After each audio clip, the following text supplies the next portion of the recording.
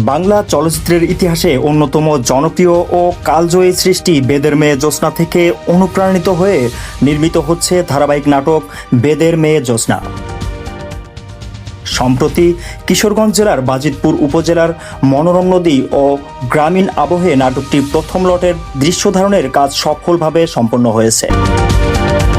চিত্রনাট্য ও পরিচালনায় রয়েছেন শফিক সাগর এবং নাটকটি প্রযোজনা করেছেন রিপন মিয়া।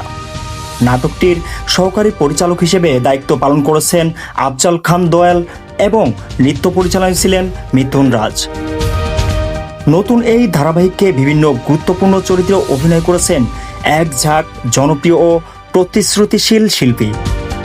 অভিনয় শিল্পীদের তালিকায় রয়েছেন রেবেকা, রাজু সরকার, শহীদ চিশতি, রাকিব শিকদার, শেফা গোলজার খান, পারভিন মণি, ইভামণি, লাবণী হেলাল খান, তুহিন খান, বাহারুদ্দিন কামরুল, জুনিয়র দিলদার ও প্রযোজক রিপন মিয়া নিজে। শুটিং অভিজ্ঞতা নিয়ে পরিচালক ও প্রযোজনা দল জানায়, কুশলীদের আন্তরিক অভিনয়, কারিগরি দলের সম্মিলিত প্রচেষ্টা এবং স্থানীয় গ্রামবাসীদের বিপুল সহযোগিতায় প্রথম ধাপে কাজ বেশ গুছিয়ে শেষ করা সম্ভব হয়েছে।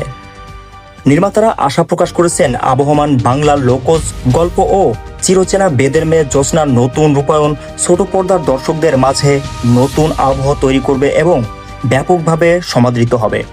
খুব শীঘ্রই নাটকটি একটি বেসরকারি টিভি চ্যানেলে সম্প্রচারিত হবে বলে জানা গেছে। SK Jewel Rana, SBN news.